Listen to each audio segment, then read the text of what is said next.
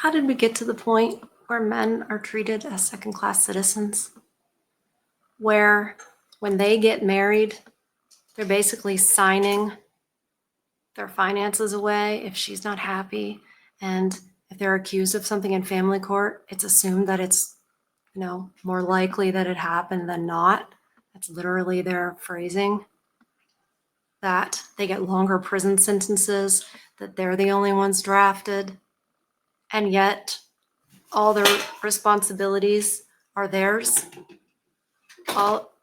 Sorry, that's Lola reminding you to like, subscribe, and share. They are expected to do all of their duties and responsibilities, and yet over the decades, women have had fewer and fewer duties and responsibilities, and more freedoms and liberties. And a lot of those freedoms and liberties step on the necks of men and are at the expense of men. Hi, welcome back to Far From Eden. We're doing a series right now on the decline of the American male, and it is blowing my mind because it was written in 1958, and I had no idea that that was the reality for men at that time. No idea.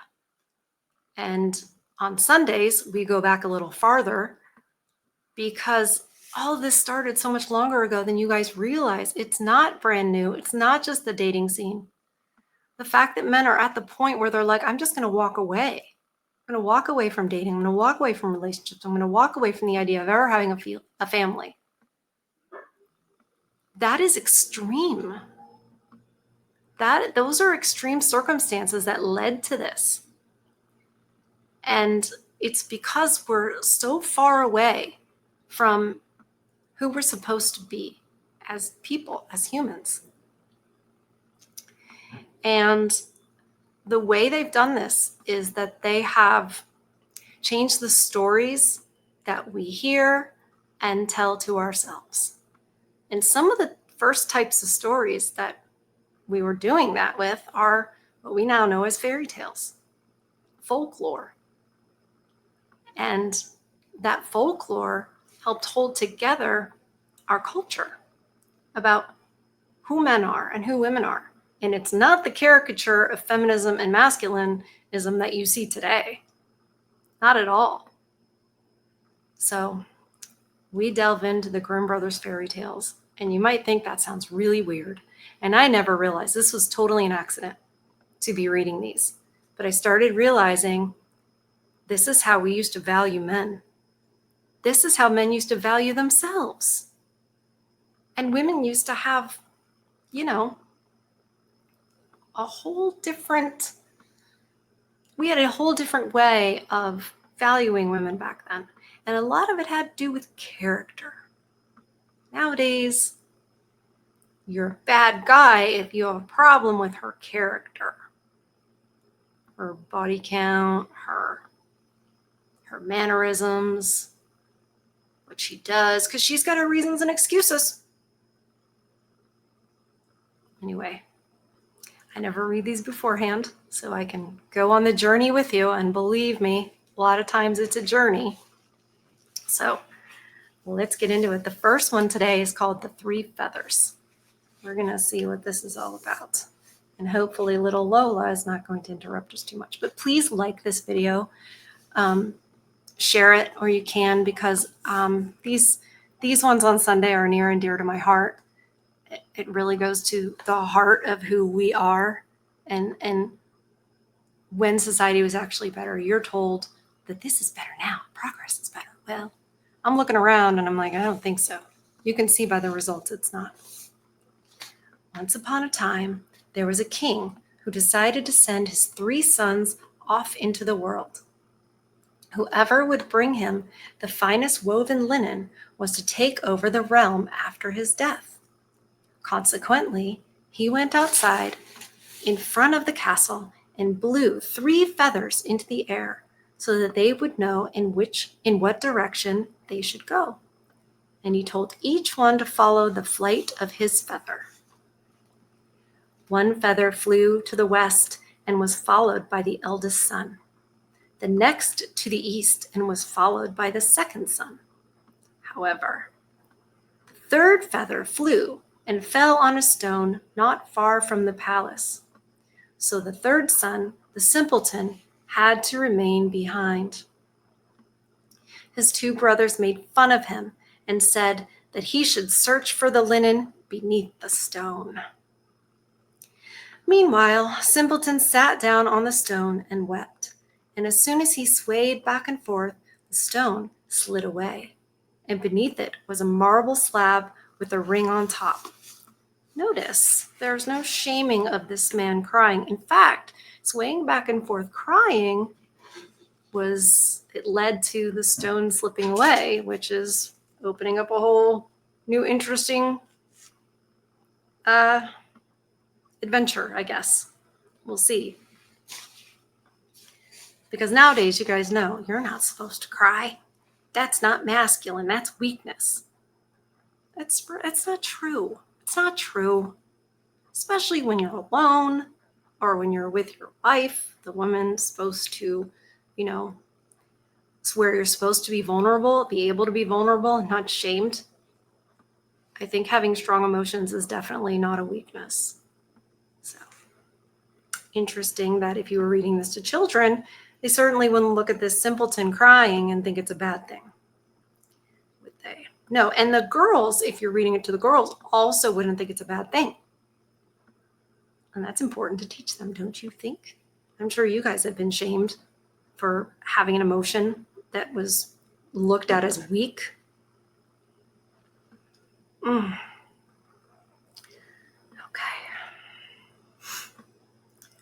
So the stone slid away, and beneath it was a marble slab with a ring on top.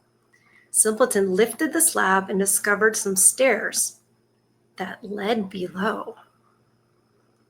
So he went down and came to a subterranean vault where he found a maiden sitting and weaving flax.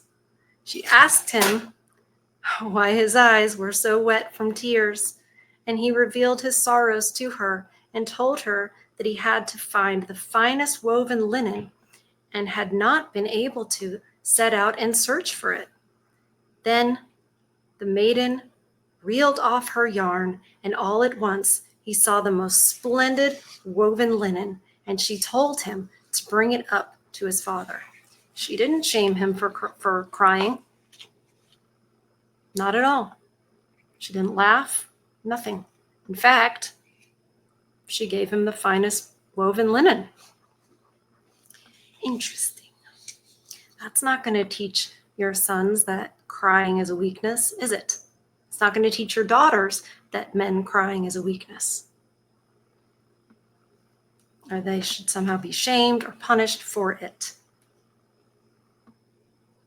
So she told him to bring it up to his father. When he came up from the ground, he had already been gone for a long time, and his brothers had just returned and thought that they had surely brought the finest woven linen back to their father. However, after each one of them showed their linen, Simpleton's turned out to be much finer, and the realm would have been his, but the two brothers were not satisfied and insisted that their father set another condition. So the king demanded the most beautiful carpet, and once again blew 3 feathers into the air, and the third fell on the stone again. So Simpleton was prevented from setting out, while the others went to the east and the west. Notice that when Simpleton found the finest linen, he did not have to leave home. It was all the while there. So to find what you need or what is best in this scenario, you don't have to leave home. It's right there under your feet the whole time, which is very interesting because in this day and age, we're taught that, you got to go far away from your family and drag your nuclear family across the country or something like that, just to, keep up with the Joneses and keep your wife and the giant house she wants, or etc. And that's not good. It's not good. so let's see what happens now. Okay. Sorry, I lost my spot. I always do that. Hold on, let me find it. Okay, so landed on the stone again, and Simpleton couldn't go anywhere.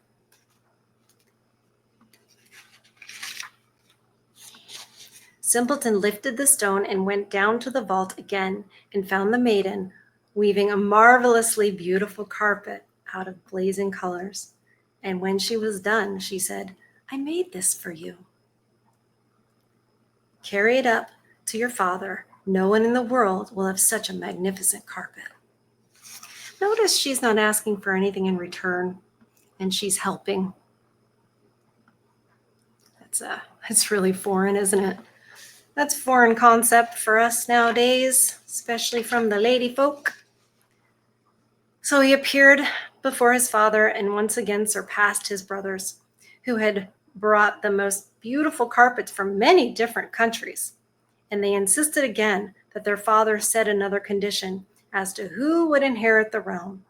And the king now demanded that they must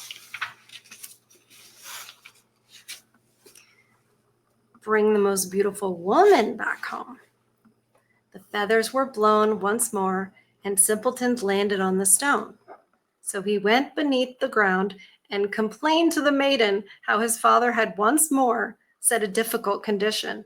But the maiden said that she would gladly help him. All he had to do was go farther into the vault, and he would find the most beautiful woman in the world. You mean she's not mad that it's not her? She's not insulted. She still wants to help. Not only would she be helping the simpleton, she'd be helping the maiden, because then the maiden's going to be, the lady of the man who inherits the realm. Who ever heard of a woman helping another woman to get married at all, let alone to a great man? I know there's some women out there that'll be like, "Oh, I totally help," but we see a lot of sabotage in this day and age to keep women single because misery loves company. Oh, so okay, the most beautiful woman in the world has once again lands on the stone. So beneath the ground, we read that. Okay, so he went further down.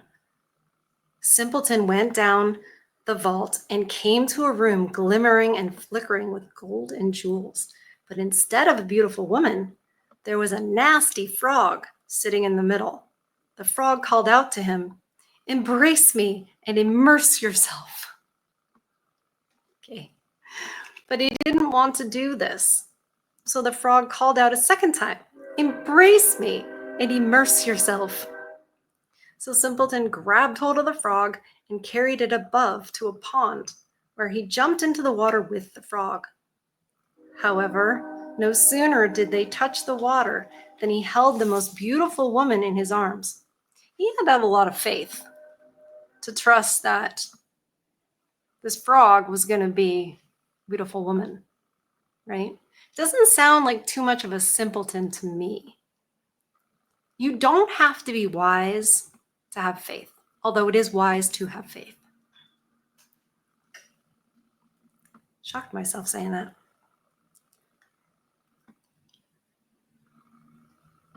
Then they climbed out of the water, and he brought her to his father, and she was 1,000 times more beautiful than the women whom the other princes had brought with them. Little miss. Once again, the realm would have belonged to Simpleton, but the two brothers made a racket and demanded that whoever's beautiful woman could jump up to the ring that was hanging in the middle of the hall should inherit the realm. The eldest son's woman could jump only halfway. The second son's woman jumped a bit higher, but the third son's woman jumped right up to the ring So the two elder brothers finally had to agree that Simpleton would inherit the realm after their father's death. And when the father died, Simpleton became king and ruled with wisdom for a long time. Perhaps through all of that, he gained wisdom. Through doing what was right and working hard and having faith, he gained wisdom. And I think the biggest part of this, as far as wisdom, is that oftentimes you do not need to leave where you are from to find the best things. And the best things really are simple. Oftentimes in these stories, we see the simpleton triumphing because the things that are right are simple. Some things are black and white. We're told they're not. Oh, Aaron, not everything's black and white. But I think a lot of them are. I really do. I think society wants to tell us that it's all gray so that they can turn us into moral relativists. And it's no wonder so many men lack purpose, as well as they're being devalued. Okay, story number 2, the golden goose. Once upon a time, there was a man who had 3 sons. Again, 3 sons. However, the youngest was a simpleton. One day, the eldest son said, "Father, I want to go into the forest and chop wood." "Let it be," the father said. "Otherwise, you'll come home with a bandaged arm." Okay.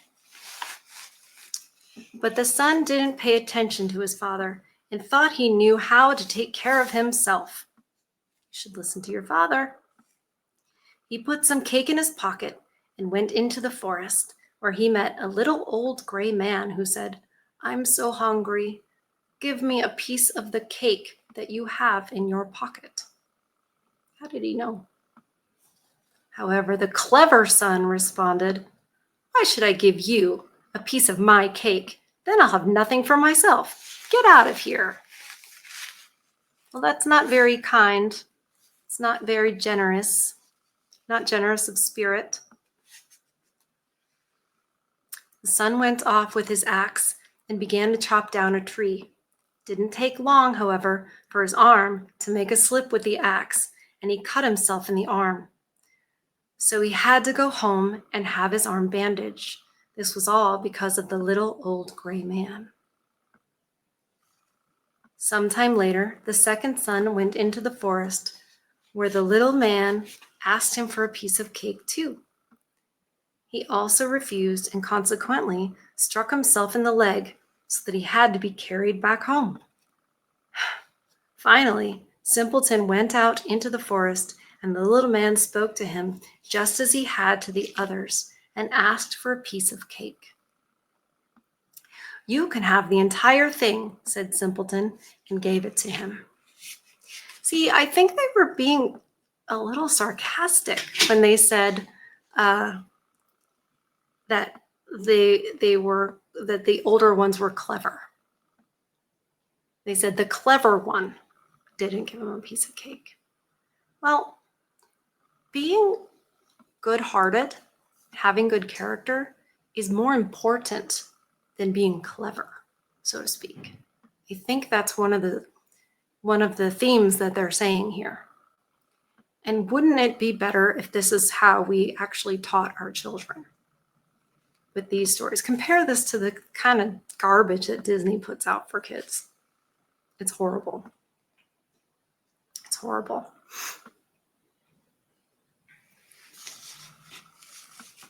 Okay, hold on. Oh, I'm sorry I lose my spot so often. Okay, you can have the entire thing. Then the little man spoke, "Chop this tree down and you'll find something." Simpleton began hacking away, and when the tree fell, a golden goose was sitting there. He took the bird with him and went to an inn where he wanted to spend the night. He didn't want to stay in the large room. Rather, he wanted a room for himself alone. Right, you don't need all that. You don't need all that if it's just you. Simple things, simple things. So many men are like sort of walking away from all this, consumerism and everything and becoming minimalist because they're realizing like all this junk is meaningless, useless. All it does is own me, right? I just want things simpler. This is to value the simpler things.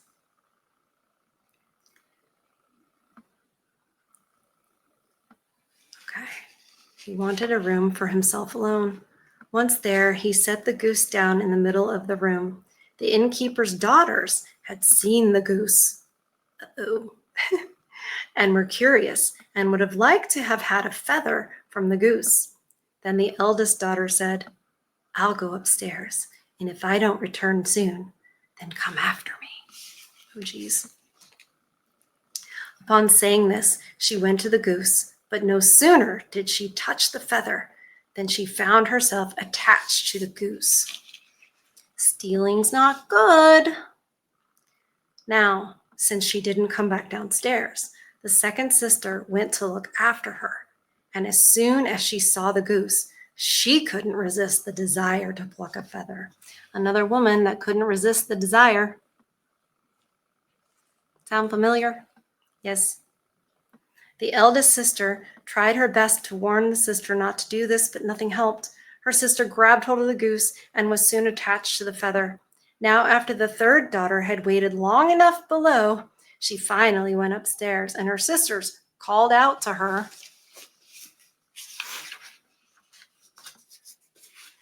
and warned her, for heaven's sakes, not to come near the goose. However, her sister didn't listen to them and was set on having one of the feathers and got stuck to it. This is great. This would be great to teach girls that just because you want something, it may not be good for you. You may not realize what's good for you. And especially following these sorts of desires, oh, I just have to have that. Probably not the best for you. Reminds me of a fruit in a certain garden. You want it, probably not good for you. But they think just because I want this, just because I think I deserve it, then it's going to be good for me. None of this in our society that has supposedly benefited women has actually benefited them. They're the most unhappy they've ever been, the loneliest they've ever been.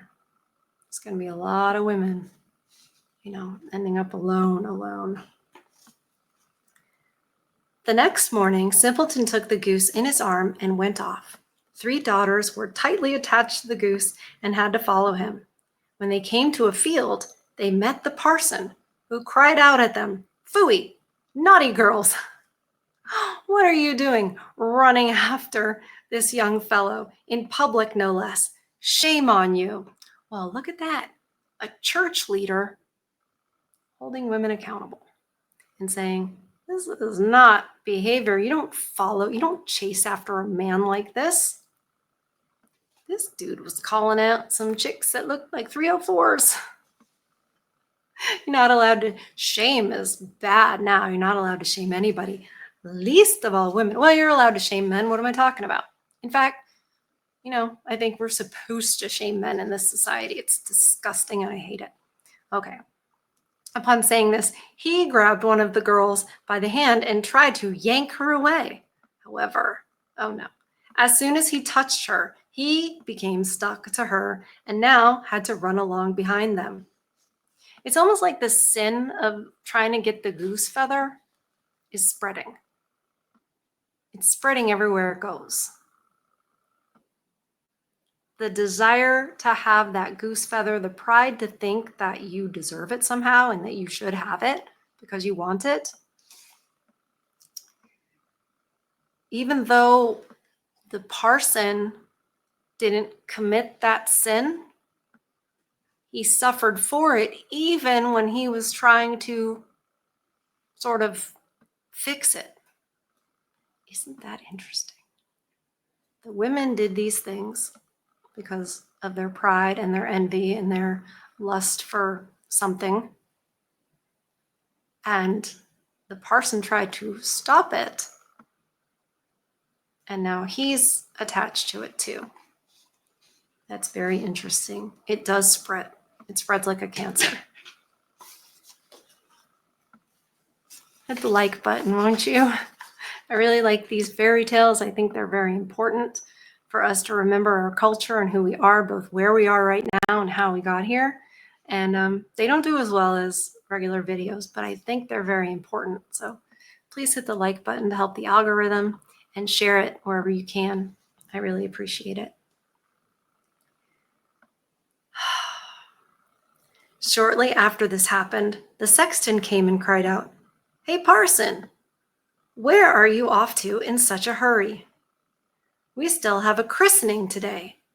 The sexton ran up to him, grabbed him by the arm, and became attached, because of course, you're going to follow the parson. How could anything bad happen if you follow the parson? Unless you don't understand what oh gosh. As the five of them marched one after the other after Simpleton, two farmers and their hoes came from the field, garden utensils in this scenario, actually. The parson called them over to help detach themselves, but no sooner did they touch the sexton that they got stuck. And so now there were 7 who ran after Simpleton with the goose. There are also 7 deadly sins, aren't there? I just think numbers are interesting, how they're used. I think they can be used symbolically. You guys tell me what you think. You guys are really good at finding the scriptural parallels in these stories. And I think that these stories were really there to help back up the scriptures. I really do. Soon he came to a city ruled by a king who had a daughter so serious that nobody could get her to laugh. Consequently, the king issued a decree declaring that whoever made the princess laugh would have her for his bride. When Simpleton heard this, he went to the king's daughter and took along the goose with a group of people attached to the bird. As soon as the princess saw this parade, she began to laugh boisterously and couldn't stop. Therefore, Simpleton demanded to have her for his bride. But the king made all kinds of excuses and said Simpleton would first have to bring him a man who could drink up all the wine in a cellar. So Simpleton went into the forest to the spot where he had chopped down the tree, and he saw a man sitting there with a sad face. So Simpleton asked him what had caused him to have such a heavy heart. "Oh, I'm so thirsty and can't get enough to drink. I've already emptied a barrel of wine, and that's only like a drop on a hot stone." "Well, I can help you," Simpleton said. "Come with me. You'll be able to drink until you are full." Well, isn't this a shocking turn of luck? Simpleton led him to the king's cellar, and the man set to work on his large barrels. He drank and drank until his lips began to hurt him, and before the day was over, he had drunk up everything in the cellar. Now Simpleton demanded his bride, but the king was annoyed that a common fellow, whom everyone called Simpleton, should carry off his daughter, and so he set a new condition. Simpleton had to produce a man who could eat a mountain of bread. So he's giving him these sort of impossible tasks that I guess you would a little bit need to figure out how to accomplish. A little bit is him vetting the simpleton. Some of it's like, I don't want this reputation for my daughter.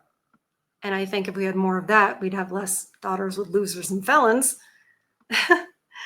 And I think if dads actually vetted the husbands of their daughters, same thing. So he's testing it. I kind of think that's fair. Maybe he didn't realize it was a simpleton at first, and so he's giving him these additional tests. Notice the man's not complaining. The simpleton's not complaining.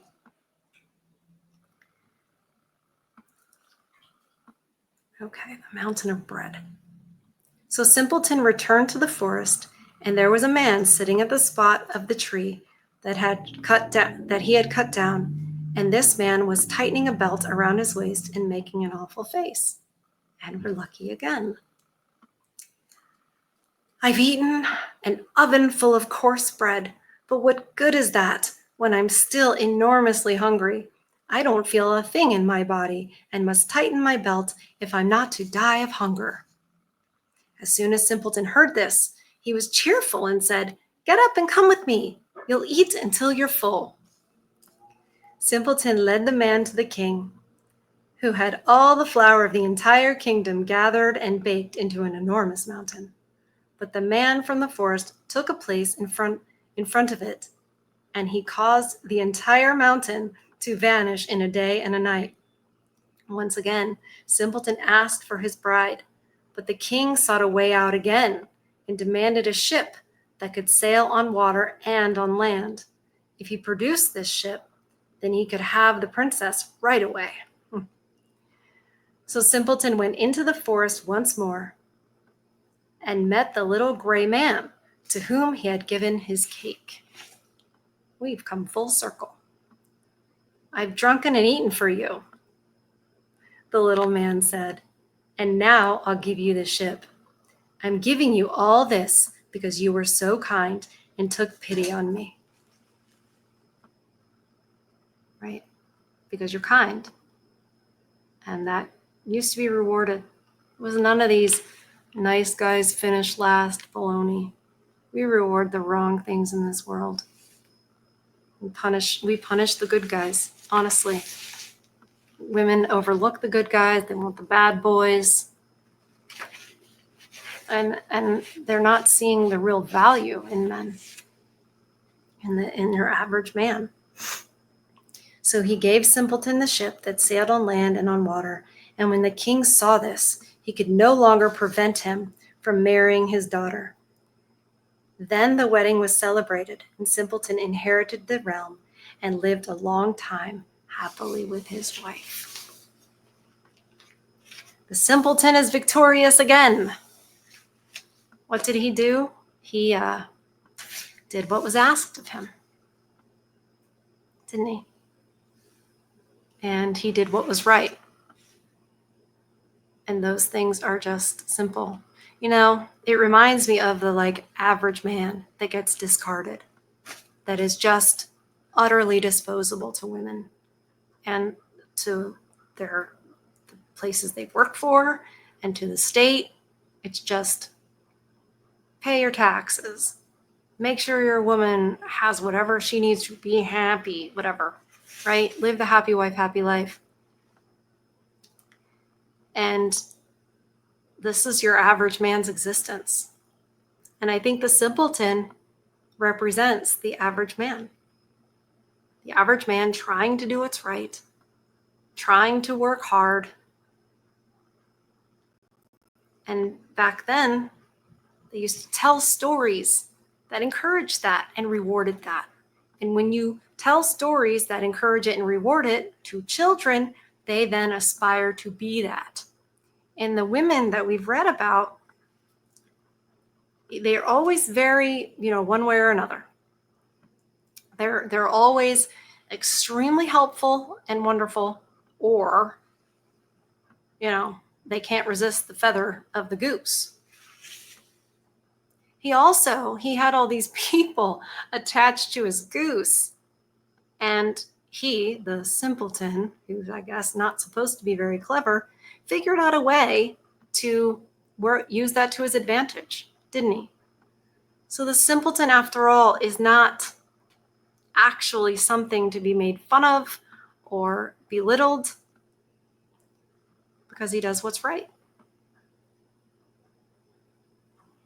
Yep. There's nothing new under the sun, guys. There's nothing new under the sun. They got rid of these tales because they want to get rid of who we are and what we should be and what we should aspire to be. If we kept these stories alive throughout the generations, it would be really hard it's hard to imagine that we'd be treating men as second-class citizens and that we wouldn't be holding women accountable at all, or we wouldn't be expecting anything from them as far as this is what you should be and this is what you should do. We certainly do that to the men. But if we kept these stories alive, that's not how we would be able to function anymore. When they take your stories from you, they take your culture from you. They take your sense of self and who you're supposed to be. And that's what feeds your insides. That's what ends up feeding your soul. When you don't have those things because you've never been taught them, or you've been taught they're wrong, right? You can't serve a man. That's weakness. Men can't cry. That's weakness. These are backwards. They're lying to you to take advantage of you. Who's they? Name somebody. The state, your job, women. It's all lies. Anyway. Yep. It's simple. Right is right and wrong is wrong. Men are men, women are women. That's what it is. And if we had that still in us, we wouldn't be malfunctioning the way we are today. Anyways, I hope that you've enjoyed today. Like I said, like the video, please share it. I think that we need to bring back our culture, and it's not going to come from the top down. I don't think it can be turned around, but there can be pockets of it that are turned around. There can be a person here and a person there. And at least a man can maybe hear that this is all wrong, that what he feels in his spirit, that this is not the way it's supposed to be. This can confirm it for him. And I desperately want you guys to know that you're not losing your minds. Well, you might be, but that it's rightly so because of you're in like a foreign land. And I honestly think men can sense it better. It seems like it. But anyway, I'll stop rambling at you guys. Oh, I love you guys so much. Again, feed your souls. Protect your peace. I love you guys again. I'll see you on the next one. Bye.